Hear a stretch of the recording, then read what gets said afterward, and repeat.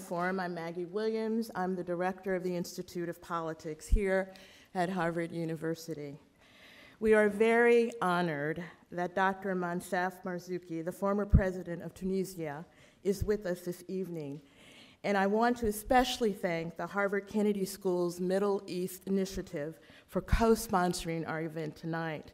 But first, it is my pleasure to introduce the moderator of our discussion, Tarek Masoud. He is the Sultan of Oman Professor of International Relations at the Ash Center for Democratic Governance and Innovation here at the Harvard Kennedy School.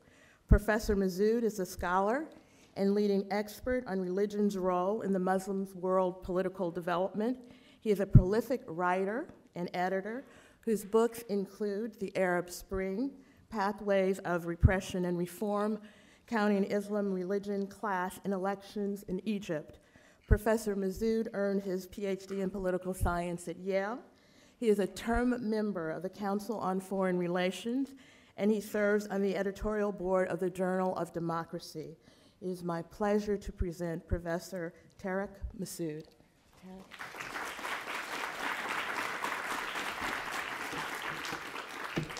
Thank you, Maggie. Ladies and gentlemen, thank you for joining us this evening, and welcome to the John F. Kennedy School of Government.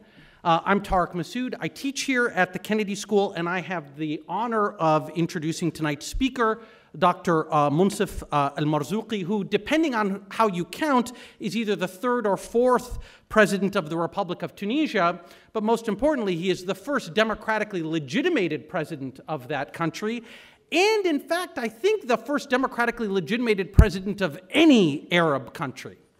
By way of introducing our speaker tonight, let me first say a few words about the forum. I view the forum as one of the most sacred spaces at the Kennedy School. The forum, after all, is one of the principal avenues through which the world gets to know this institution. Thousands of people from within the Harvard community and from outside of the Harvard community attend events at the forum every year, and many thousands more watch our events over the internet. The people we host here at the forum are carefully chosen to enrich and inform our national and international discussions about the most important issues facing America and the world. One thing the forum is not intended to do, however, is to celebrate or valorize its speakers, especially when those speakers have held positions of power, as is the case with our speaker today. I teach my students constantly that the proper orientation towards those who have held power is to question them, to criticize them relentlessly and remorselessly, and above all, to hold them to account. I constantly tell them that it is not our job, in fact, it's a dereliction of duty to fawn over the powerful or the formerly powerful, to praise them, or to otherwise rejoice in our proximity to them. I say all of this because I fear that I'm going to violate everything that I just told you as I introduce our speaker today, because it's going to be very, very hard for me to avoid celebrating Dr. Moncef Marzouki, even though I'm going to try very hard to contain my admiration. I should emphasize, though, that if what I say inadvertently veers into the fawning, I am solely responsible for my comments and not this institution. The simple fact of the matter is that there's no way of getting around the fact that we're joined today by a truly extraordinary individual. One way you could get a flavor of how extraordinary this gentleman is by reading his biography, which is a testament to his love of his country, his devotion to his people, and his commitment to the ideals of democracy and respect for human rights. If you were to read his biography, you'd learn that he was the son of a political dissident who grew up in exile in Morocco. You would learn that he then trained as a physician in France and later returned to his country to teach community medicine in the coastal city of Susa. You would learn that he was not content to restrict himself to the work of a clinician or a professor, but took seriously his oath as a healer and became a leading Tunisian activist for human rights and for the bodily integrity of his citizens. He eventually became the chairman of the Arab world's oldest human rights association, the Tunisian League for the Defense of Human Rights. You would learn, if you read his bio, that as a result of his human rights activism, he was jailed, fired from his professorship, and eventually thrown out of his homeland, much as his father had been several decades before. You would also learn that during his time in exile, he worked to build bridges across the ideological divides that separated those in the Tunisian opposition movement, helping them to overcome the mutual suspicion that divided Islamists and secularists and leftists and liberals, and which made possible, the bridging of those divides, made possible the dramatic revolution that in 2011 resulted in the overthrow of the country's dictator, the inauguration of a genuinely democratic regime, and his own term as president during a particularly perilous time in that country's transition. But I'm not going to recite his bio. Instead, I'm going to give you some other ways in which you could get a sense of how extraordinary this individual is. One way would be to do a Google search, Google Images search, for the words Moncef Marzouki cafeteria. What will pop up is a photograph of the Tunisian president tucking into a salad in the cafeteria of the United Nations in New York during the September 2014 General Assembly meetings. For somebody like me, who's used to seeing Arab leaders cloak themselves in the trappings of luxury, including, for example, having a red carpet rolled out for your Mercedes to drive on, seeing a Middle Eastern leader acting in so unassuming a fashion was nothing short of revolutionary. Another indication of the unusual nature of this individual was a decision that he took in April of 2014 to cut his salary as president by 2/3. Now, some cynics saw the move as merely symbolic. After all, it was about $9,000 a month that he deprived himself of. And, you know, after all, what's $9,000 a month in the face of something like 16% unemployment? But again, in a political environment in which leaders have long extracted as much as possible from their people, this gesture, even if symbolic, was deeply symbolic, deeply meaningful. I've heard Dr. Marzouki say, after all, that the role of a leader isn't to give orders, but it is to serve as an example. Today, the Arab world is sorely in need of such examples. As you all know, 6 years after the onset of the Arab Spring, only his country, and due in no small part, I think, to your efforts, only his country, Tunisia, has managed to achieve a semblance of the democracy for which the Arab people took to the streets throughout the Arab world in 2011. Today, we're lucky to have the former president of Tunisia share with us his reading of current events in the region and his prognosis for the future. I may also venture to say that the people of Tunisia are lucky to count individuals like himself among their countrymen. Please join me in welcoming Dr. Moncef Marzouki.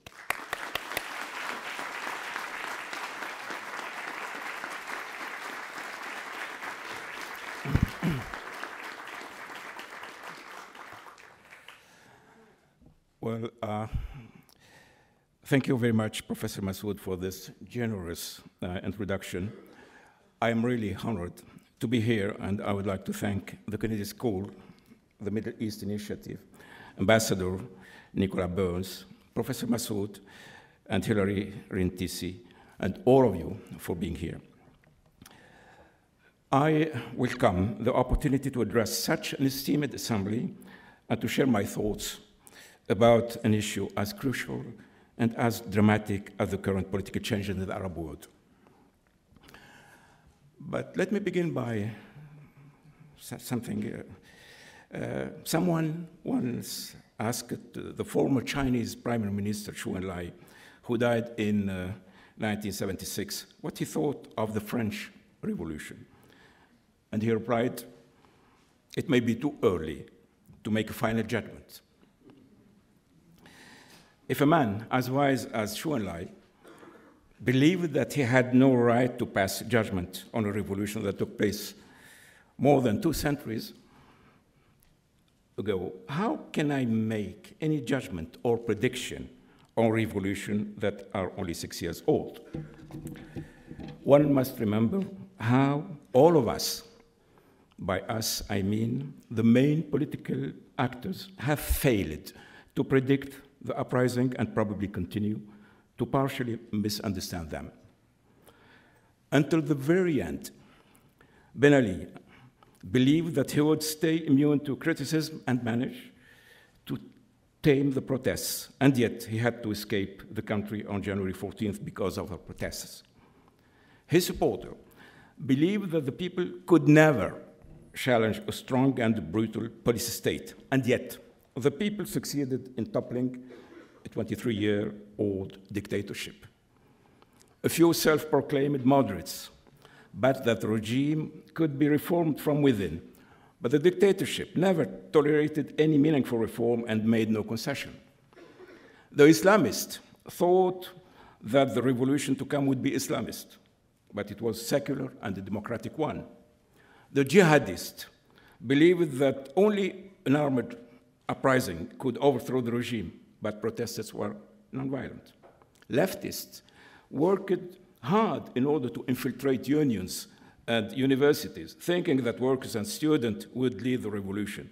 But the uprising were led instead by unemployed graduates and people with no university degrees. Some people would argue that Tunisian Democrats were not wrong. Didn't they fight for democratic revolution? And wasn't this exactly what happened? True.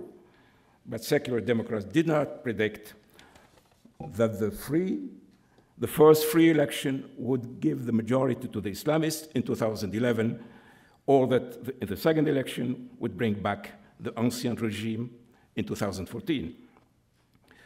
As to Western government, despite all the data collected by their intelligence agencies and their powerful academic institution, they too have failed to predict the Arab Spring.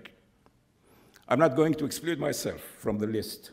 In 2006, I was convinced that the democratic revolution I had always dreamed of was very close. So I went to the Al Jazeera studio in Paris, where I was living in exile since 2011, and called the Tunisian youth to take the street and overthrow the regime. I announced in my speech that I would come back to participate in a peaceful revolution. And this is what I did. I returned to Tunisia expecting to be arrested at the airport, and this would probably trigger the protests. But I was not arrested. Nobody took to the street. Disappointed and a little bit upset, I returned to Paris after 2 months of harassment by the secret police. In 2010, I began to think that probably my life would end like my father's. He was an ally of Ben Youssef, an opponent to Bourguiba, and died in exile in Morocco in 1888. So you can imagine my surprise when I find myself on one day in December 2011 in the very office of the former despot after the National Constituent Assembly elected me. I had no idea that day of how daunting a task awaited me, one that would lead me to experience the deepest distress when I learned of the assassination of the two political leaders, Shokri Belaid and Mohamed Brahi, and of the assassination of so many of our soldiers and policemen by terrorists. And also the deepest relief and joy when the Constitution was finally passed on January 27, 2014. When I try to understand why we were all wrong, I cannot find a single explanation, but a set of different reasons interacting in complex and subtle way. Islamists, leftists, or Democrats, we do need ideology, or at least conceptual framework, to interpret the world and to act accordingly. But these ideologies and frameworks can also be confusing and misleading. Ideologies, including the Democrat ideology, can function as distorting lenses and blind us from the reality. All of us indulged into wistful thinking, and all of us ignored the problem raised in 1972 by Lawrence, and we're very relevant in politics. Does the flap of a butterfly's wing in Brazil set off a tornado in Texas? How could we predict that an unknown young Tunisian setting himself on fire to protest against the harassment of the local police in a small rural town in Tunisia would lead to a revolution in Egypt and in a civil war in Libya and Yemen? So the first lesson, and probably the most important lesson from the Arab Spring, that one must be extremely careful and humble when analyzing current events and be wary of our own assumptions and ideologies. Having said that, I believe in a number of ideas that I have drawn from 30 years' experiences as a human rights activist and as head of state for 3 years. Allow me to begin with the countries where revolutions are said to have failed. How many times have I heard the most well-meaning people tell me, wouldn't have it been better for Syrians to keep quiet? What did the Libyans or the Yemenis gain from revolting, if not the destruction of their states and their societies? Why don't you admit that corruption is the price, a small price after all, so that people can enjoy peace? Isn't injustice preferable to civil war? My answer always is the same. Nobody takes to the street without a good reason. The corrupt elites pushed our youth to revolt, and they are the only responsible for the suffering of the people before the revolution happened, during the outburst, and now during the counter-revolutions. The Arab Revolution were caused essentially by the Arab dictators themselves. They are responsible for all the mess that preceded them and the chaos that followed them. In Syria, the people demonstrated for months peacefully, but instead of drawing the right lessons and starting reforms, the regime chose to push ahead, throwing its own country into a war waged against its own people that destroyed society and delivered the country to foreign occupation. It's striking to see that no leaders or supporters of the dictatorships have expressed regret, assumed responsibility, or apologized. All denied that they acted wrongly, and all used the chaos that followed the revolution as an excuse to justify the past. Journalists today and historians tomorrow will have a difficult task, identifying the individual, the state, and the methods used to abort nonviolent uprising and transform them in bloodbaths. I hope that some of the responsible for the violence in Syria, Yemen, and Libya will be brought to the International Criminal Court and made them accountable for their crimes. The Arab Revolution did not fail for internal reasons. The corrupt elites close to the overthrown ruler enjoy the support of foreign powers that help them restore their power. The individual and state behind the counter-revolution are wasting their money and their time.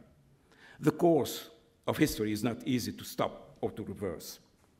Let me remind you that Russians lost their first round against their emperor in 1905, but won the second round in 1917. And the Romanov never regained their throne. Prior to them, the French, after the revolution in 1789, had to suffer throughout a whole century before building the first democratic republic in 1870.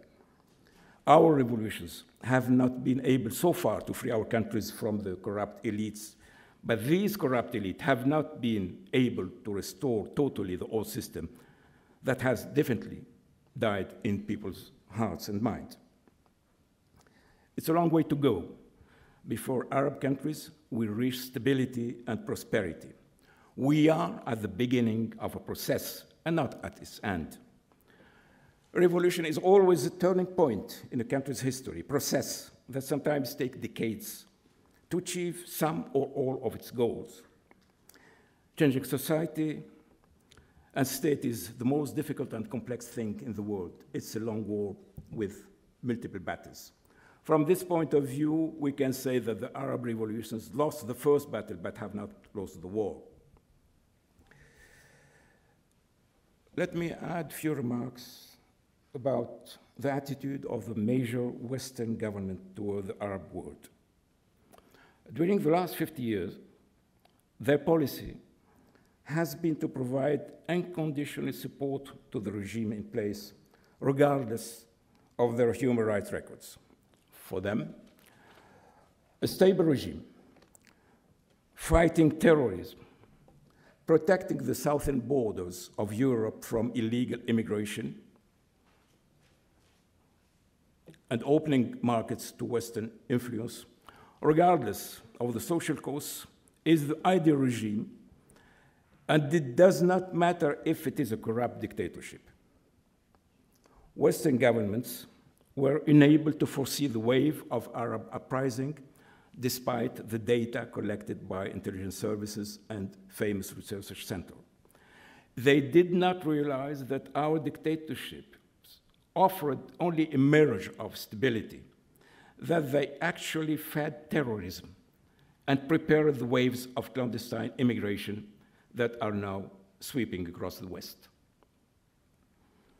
When the revolution broke out in the name of freedom and dignity, most Western leaders were unable to celebrate the triumph of democracy. They only feared the victory of Islamism.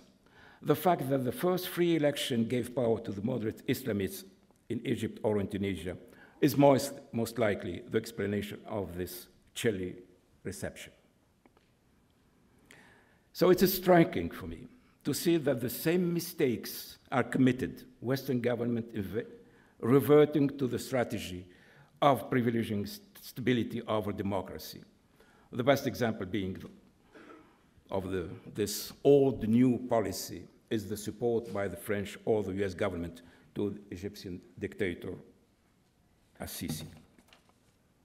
So I am afraid that the Western politician did not draw any lessons from the Arab Spring, that they are returning to the pre-2000 policy, and that this will lead to more violent explosion in the near future. For me and for all Arab Democrats, it's obvious that the only way for Western government to defend their strategic and long-term interests is to stop supporting a regime condemned by their own people, push their authoritarian allies to do real reform, supporting sustainable development. Let me now turn to my own country, Tunisia, whose achievements have been so widely praised. How many times was I asked to explain the so-called democratic miracle in Tunisia? Yes, it is true that our revolution caused only 308 deaths and is not comparable to the civil war that is still raging in Syria with 500,000 killed and 7 million displaced. Yes, it's true that our situation is much better than in Libya and Yemen. Yes, it is true that while the coup has stopped the democratic transition in Egypt in 2013, the process in Tunisia of political is led to the fragile democracy we enjoy now. But this outcome has nothing to do with any superiority or quality that Tunisians might have. They are neither smarter or more peaceful or more tolerant than other Arabs or any human beings.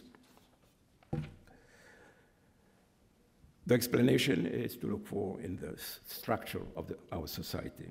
The population of Tunisia is much more homogeneous than that of the neighboring countries. It's made of 90% of Arab, Muslim, Sunni. We have a tiny Jewish and Berber community, but those communities live in good harmony with the rest of the population. The middle class represents a large proportion of our society, and this is a very important also characteristic. Our military is professional, has no history of encroachment in economic activities or in politics. Our civil society is very strong, vigilant and yet responsible, inflexible and yet peaceful. Most importantly, secular and Islamist opponents to the dictatorship have learned to work past their disagreement and join forces, at least since the late 1990s. So it's easy to understand that reaching a political consensus is much less likely in countries with an extremely diverse population like Syria, or in countries with a military institution deeply involved in politics and economy, and I would say in corruption, like in Egypt, or in society without strong civil society like in Yemen or Libya.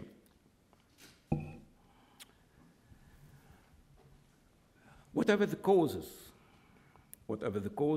were structural, characteristic, or luck, we can be proud of what we have achieved in Tunisia.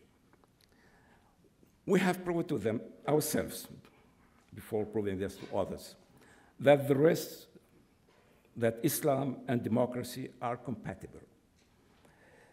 We learned that secularists and Islamists can work together, and that a genuine national dialogue can avoid violence.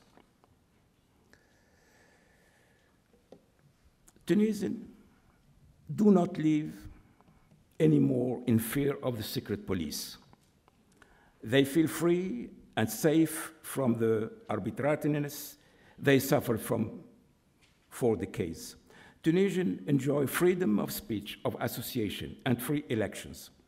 We have a new constitution, one of the best in the Arab world, not only because it's content, but also because of its writing process. Hundreds of meetings, including in the most remote regions of the country, hearing and debates of rare intellectual quality, lengthy negotiations, sometimes surrealist, about just a single word, have made the Constitution a collective work.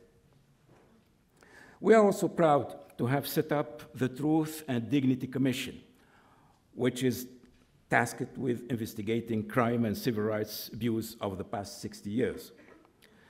The Commission is achieving an extraordinary work to provide Tunisians with a genuine opportunity to reappropriate their history and hopefully to prevent the return of the dictatorship. For many international observers, Tunisia is a success story because of all these achievements. Tunisia appears a very special case compared to the other countries of the Arab Spring. This is true. But it is also important to acknowledge the important challenges that remain ahead of us. Our democracy is still very fragile. The level of corruption is even higher than before the revolution. In the media, in politics, parties, and in the deep state, corruption, in fact, has been generalized. I do believe that our main shortcoming during the transitional period between 2011 and 2014 is that we didn't tackle the problem of corruption with tough measures. We were too exclusively focused on the constitution building process and on addressing the terrorist attacks and the rise of unemployment. We thought that we would have time, that after the end of the transitional period, we would have time to deal with the problem. In fact, corruption, mainly in the media sector, helped the restoration of the former system. The question now is the following: how to resume the process blocked or threatened by the restoration of the Ancien regime? Under the authoritarian era, the rule of law was an interesting problem for me as an intellectual and a dream as a human rights activist. As many other Tunisians, I experienced the rule of arbitrariness, being harassed during more than 2 decades by the secret police, arrested many times, jailed in solitary confinement, sacked from my university, and forced to exile.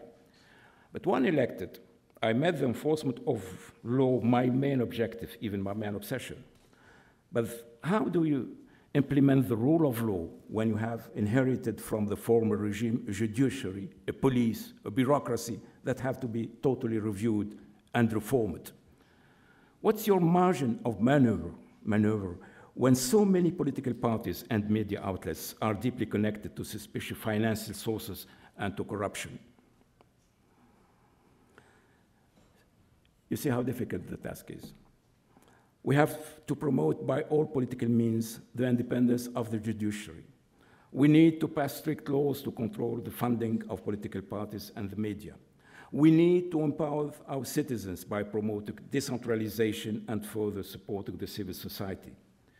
To ensure the future of our fragile democracy, we must involve what I call the E-generation in the process of keeping alive our project to become a country living under the rule of law. But the most important challenge is to build a solid and equitable economy free of corruption, otherwise no democracy can be sustainable. The rule of law is not a question of legislation, but a question of education and changing attitude and behavior, and this takes time. The most important thing I have learned is how complex and difficult it is to build a democracy on the ruins of dictatorship. History has taught us that the future is not made of what we fear most or hope most, but what surprises us the most.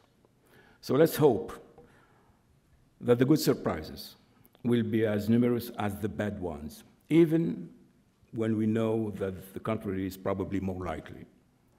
This is why I keep repeating to myself, it might be naive, too naive to try to change the world, but it is criminal not to try. So let's keep trying, because do we have even other choices than to keep trying? Thank you very much for your attention.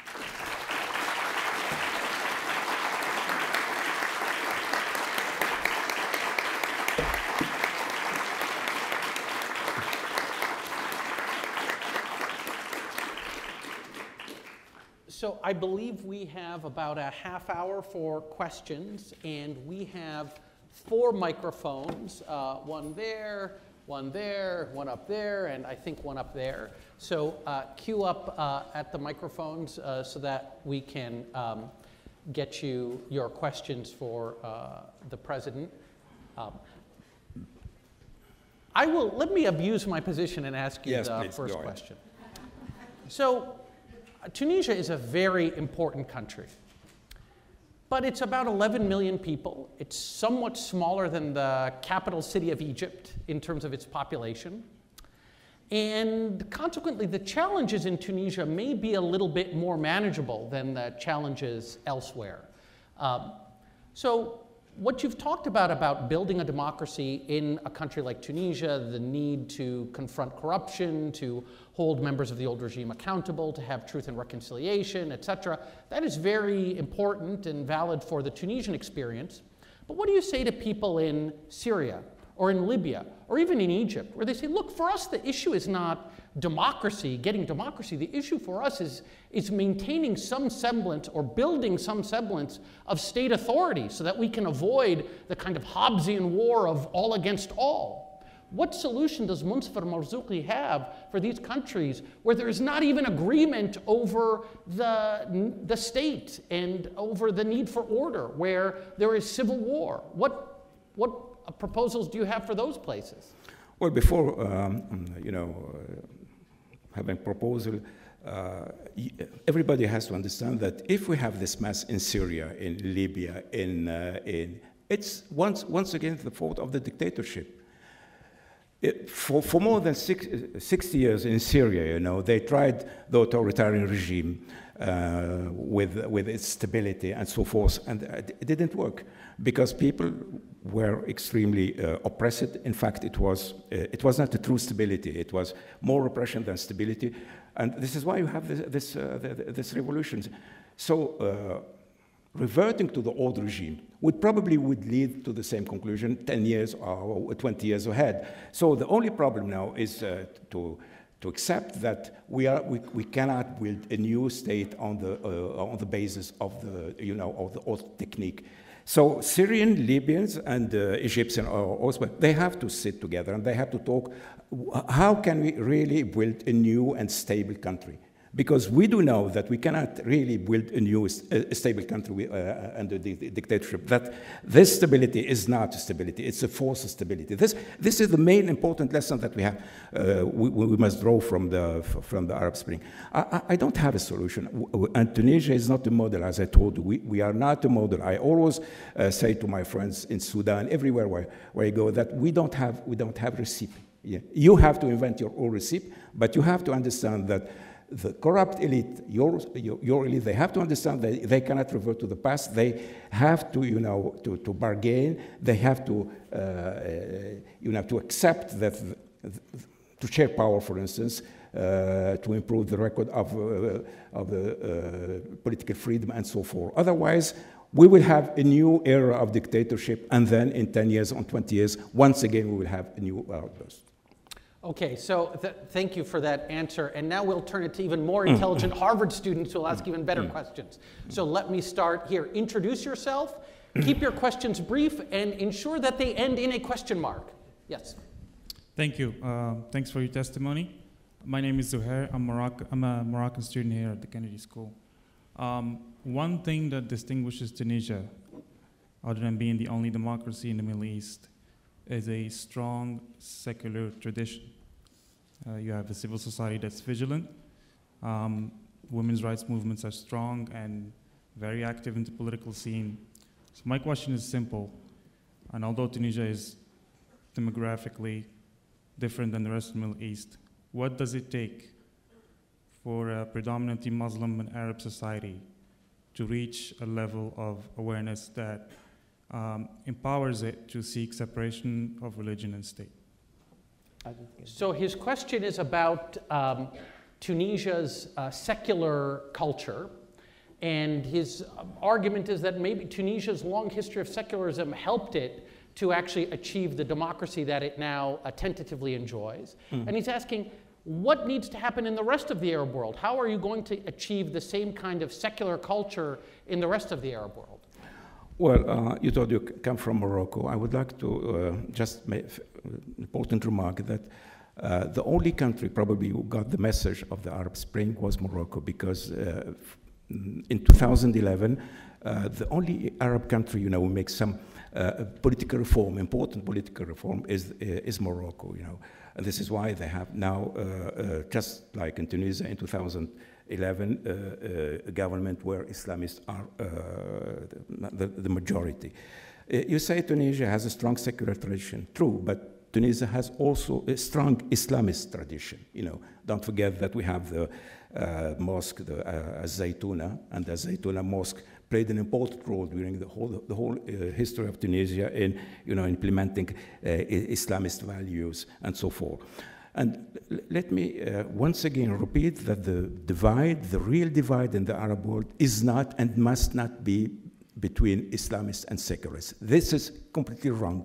The real divide in our country is between people who are for democracy, for human rights, and people who are against democracy and the human rights. And I can assure you, because I come from the secularist camp, I was for more than 20 years one of the leaders of the secularist movement. I can assure you that many of the secularists sided with the dictatorship, So for me, by my own experience, I'm not interested, you are Islamist or you're secularist. My main question is, are you are you for promoting human rights, democracy or not? I'm not interested in your ideology. This is the main specificity in Tunisia. This is why we succeeded, because we put the red line between Democrats and non-Democrats. And if they succeed in the same in Egypt to do so, I can assure you that a lot of problems would be solved. Okay, thank you for that answer. We'll go here. Thank you very much for being here. My name is Nabras Jmal. I'm a Tunisian undergraduate student at the college, and I pride myself on having voted for you back in 2014. This also makes me have a plethora of questions upon previous actions and future actions that you might undertake, but I'll try to limit them to these three. First of all... You get one question. Ask the best one. Okay. So if I were to ask one question, then would you think that your actions after the 2014 elections, especially the fact that you founded Harakat al-Irada, which is the Tunisian will movement, fractured the social democratic front in Tunisia, and will face a lot of problems when it comes to the municipal and the constitutional elections of 2019? And do you have a plan of uniting this front that some accuse you of having fractured after leaving the president office? Do I have plan? Of course I have plan. I'm still active in politics. I think that why I'm still active in politics, because when I left the Palace of Carthage, I thought probably the new government would tackle the social and economic problem and let me keep quiet for 1 year just to watch the situation, and if and I will make my decision after this period. This is exactly what I did. I stayed out of action for more than 1 year, and then when I saw that the idea of revolution were betrayed, and that when I saw that the level of corruption rising, etc., I decided to come back, because I would like really to achieve my dream and to see Tunisia being a real democracy free of corruption. And this is why I'm still active in politics. Well, you say fracturing I don't know why, and why do you say that I'm fracturing? I'm fracturing anything. I am doing just my job. And we are trying, to have a front of, people having the same ideas. You talk probably about Muhammad Abu and etc. Be sure and that we are trying everything, to work together, because we have in front of us, the former regime, and the former regime is extremely powerful. So I do know that but now this is Tunisian politics. Let's talk about this when we are in Tunisia. Please forget about that. Okay, so you are a politician after all. Okay, so we'll go. Politician in Tunisia, but here I am not politician. Yes, sir. Thank you so much for coming. I'm Jack and a sophomore at the college. My question is, what do you think is the role for Christians in Middle East revolutions and liberation movements when they're often protected by the authoritarian regimes and feel threatened by some of the rebel forces? Well, you probably talk about the repression of Christians in Iraq or in Syria. Of course, I am, as a human rights activist, this is it's totally unacceptable, because once again, I have to repeat myself all the time. The problem is, are you with democracy or against democracy? Are you with human rights or against human rights? I'm not interested in knowing if you are Christian or Islamist or anything. But I do believe that the oppression that the Christians are submitted to is totally unacceptable, and the Christians are part of our world. Few people know that 10% of Arabs are Christian. They are part of our heritage, our culture for thousands of years, and we are very proud of this Christian community. We don't have Christian in the Maghreb area, but in the West, in the Mashriq, in Egypt, elsewhere, they are part of our population, and they suffer from what we're suffering from. For me, talking about Sunni, Shia, Christian, etc., is really backward way of thinking, primitive way of thinking. I reject it totally. Okay, thank you for your question. Let me just say, I'm noticing the average age of the questioners is now creeping up, and I would like students to ask questions. So please, there's a microphone here. I would like to see some students queuing up at it. Yes, sir. Listen, it can probably be argued that the first actually democratically legitimated government in the Arab world was Hamas in the 2006 Palestinian elections. Dr. Marzouki, you set a very good example a couple of years ago, another kind of example, when you joined Freedom Flotilla 3 on the Mary Ann.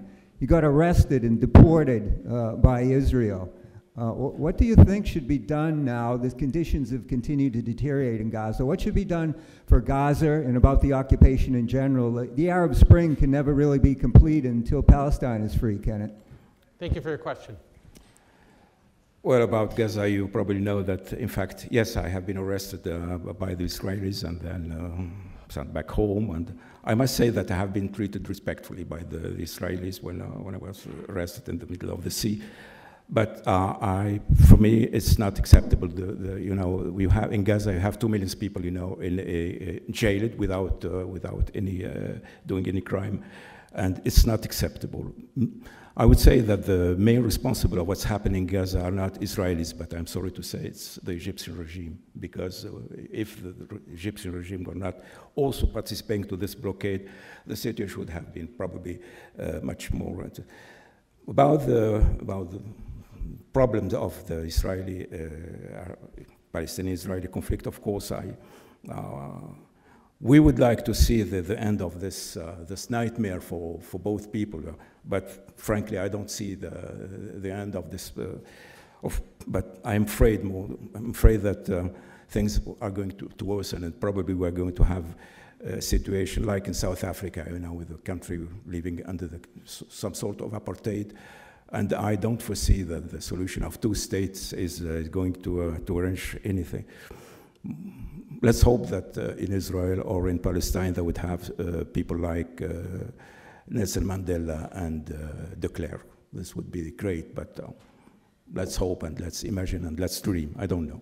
Mr. President, apropos of that question, so I've read about the flotilla and your arrest, et cetera, and one of the things that I read was that when you were held in Israel, there were some attempts by Israelis to meet with you and you wouldn't meet with anybody. Is that an accurate description? And even if it's not, do you think, given your role as somebody who has bridged divides between people on different sides of deep ideological cleavages, that you might also bring this to the Israeli-Palestinian situation and help bridge divides and have dialogue in that conflict? I can assure you that nobody asked to meet with me when I was arrested. I was just arrested a few hours and then sent to the airport. So it's not true that anybody tried to have any kind of discussion with me. Okay, great. So let's go here. Yes, sir. Thank you very much for being here, sir. My name is Aaron Boslin, and I'm studying education policy over at the Ed School. And I want to go to something you said about the habits of democracy and legislation not being a matter of legislation, but of education. And I want to mention for context that I spent some time living in a small country in the Himalayas called Bhutan that had transitioned to democracy a few years earlier. So I'm curious, both sort of in terms of thinking about the landscape you've described and how you sort of educate a citizenry for democracy, as well as, unfortunately, any lessons we might want to hear as Americans right now living in our own country about how do you impart the values of democracy through education as you outlined. Mm-hmm.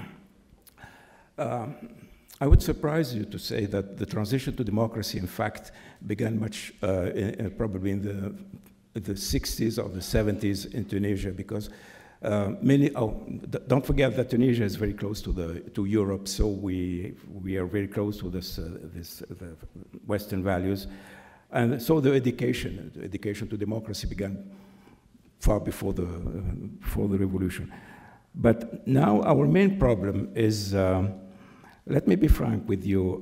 My main problem now is, the democratic values, etc., are all very well known. But the problem is, who would build the democracy in Tunisia? The new generation, okay? What I call the E generation.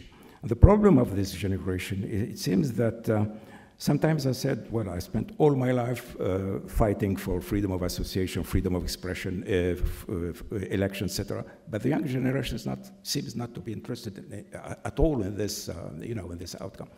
So if the new generation is not interested in promoting democracy, how could democracy be sustainable in Tunisia, even if the older generation, like my generation, is educated?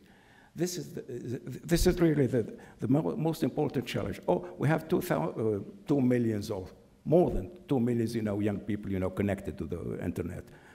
But it seems that their world is this, the world of internet. They are not interested in politics at all. Only 6% of our young would vote. So the education would be to educate those, our youth, to educate it, not to the values of democracy, but to be simply interested in democracy and to understand that if they don't go to elect the new government or the new president, the older generation would decide for them. And this would be extremely harmful to their future. Okay, we'll come here to my former student, Molly. Is it? Yeah, okay. Hi, I'm Molly. I'm a student here at the Kennedy School. My question is about the neighboring countries which are now in turmoil, Libya, and Syria and Yemen. What would your advice be to policymakers in the West in engaging in conflicts in these countries to help promote peace? What would your advice be to Western governments to help promote peace in countries like Libya, Syria, the countries I'm not going to give any advice because they will not be heard, you know. We repeat these advices for more than 30 years. Stop supporting dictatorship. It's not in your own interest.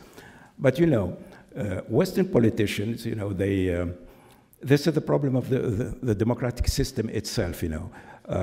Western politicians, they are elected for, let's say, 1 or 2 terms of 4 years, 8 years. So they are interested, they are interested in the short-term results. So they want results.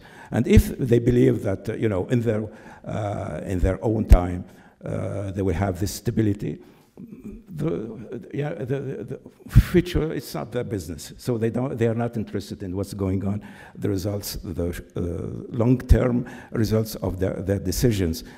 This is probably why, of course, the Western politicians, they know that it's probably going to, you know, to burst once. But it seems that it's not their business. It seems that they want, you know, short-term results. And they are not interested in what would happen in Tunisia in the next year or in Syria. But you will have, you know, to tackle the problems due to the short-term decision made by your president or by your administration. So it's up to you, to put the pressure. It's not up to me to give advices that I never heard. But what's your advice to her? My advice to you is, of course, to be sure that you know, promoting human rights, promoting democracy, social development in the Arab country would be probably your own in your own interest. But you know, now we are living in a very interconnected world. I have read the paper on the New York Times 2 years ago by Thomas Friedman, you know, dividing the world in the world of order and the world of disorder, and saying the world of disorder, of course, is the Arab world, Africa, and so forth, and saying that, look, the world of order, United States, Europe, etc., should put the pressure on the pressure so to get this, in fact, to defend itself from the world of disorder.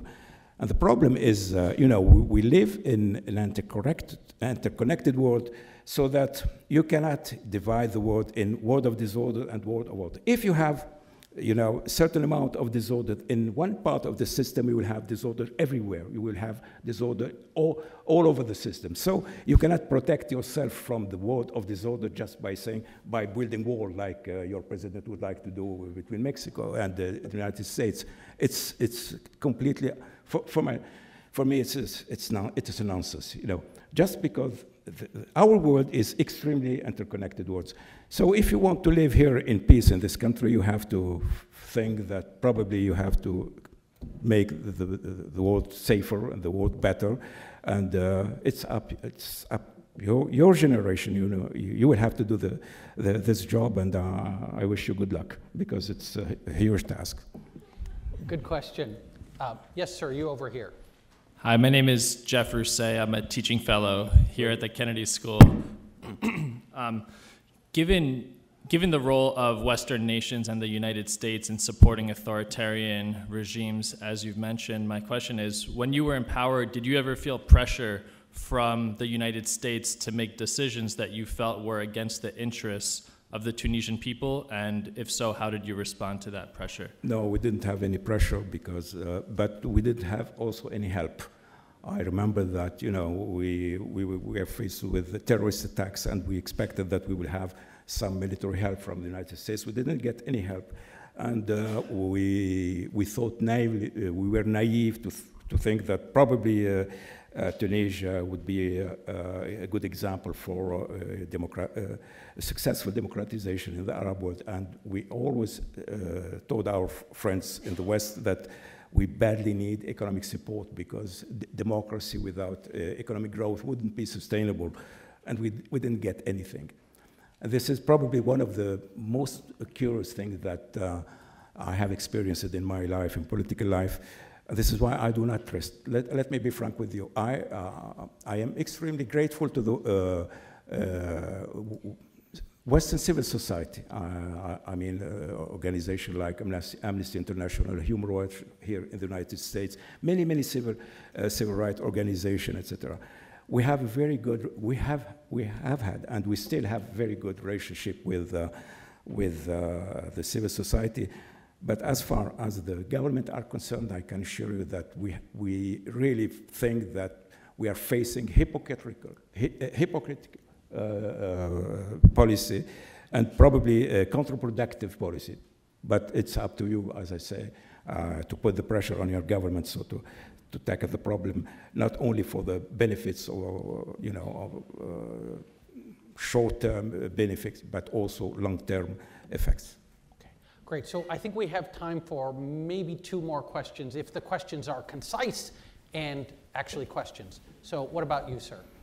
Good evening, sir. My name is Justin, and my question is, with Tunisia being a young democracy, there's many potential contributing factors to future instability in both the near and long term, like violent extremist organizations, terrorist attacks, large number of foreign fighters returning from Iraq, Syria, back to Tunisia, Morocco, Libya. What do you see as some of the biggest threat to stability in Tunisia and democracy there in the future? Well, we are talking about one of the most important challenges we are dealing with, the terrorist threat. Let me first answer about the Tunisians who were leaving to Tunisia to go to Syria or Iraq, etc. Please don't forget that they are a tiny minority, first of all. Second, remember that that all those young people, you know, were born and educated under the dictatorship. So it's not our fault, it's the dictatorship. And they are the dictatorship byproduct. Now, about how to tackle the problem, it's so easy, you know, to believe that terrorist threat is a matter of, you know, security forces on the military strategy, etc. So, but the problem is much more complex. You have to deal with the roots of the problem, and the roots of the problem, of course, are the poverty, corruption, humiliation, and so forth. So you have to transform your own society. You know, terrorism in society is a symptom of a disease, of social disease, and you cannot treat here I would talk as a physician, you cannot treat disease just by treating the symptom. You have to treat the very root of the disease, and this takes time. So we have to live with this threat. If we begin, you know, good strategy now, today, we will probably get rid of this problem in 2 decades or 3 decades. Because once again, the main problem of terrorists is not that. Let me tell you something. Islam has nothing to do with Islam, and terrorism has nothing to do with Islamism. Terrorism is the protest of part of the youth against a social and economic position they cannot tolerate. So if you want to solve the problem, of course you have the response, the short-term response by the military or by the police. But if you do not address the social and economic roots of the problem, you will have always the disease. So this here will be our last question. Assalamu alaikum. Thank you very much for coming. My name is Farhan, and I'm actually a third-year student at the college. I'm an undergraduate. My question is that given the new Tunisian regime increasing ties with authoritarian countries like Saudi Arabia and the UAE, in your opinion, is that a threat to the democratic and human rights work that has been done in Tunisia since the revolution? And in your opinion, what sort of countries should Tunisia be increasing ties with to sustain the ideals of the revolution or of the Arab Spring? Well, as I said in my lecture, Tunisia, and the other Arab countries where the revolution seems to have failed. It's not only for an internal reason, but also for external reason. And you talk about some Arab countries. We were extremely afraid of the Arab Spring. They played an important role, you know, to about this revolution. A lot of money has been put even in Tunisia, you know, to buy medias,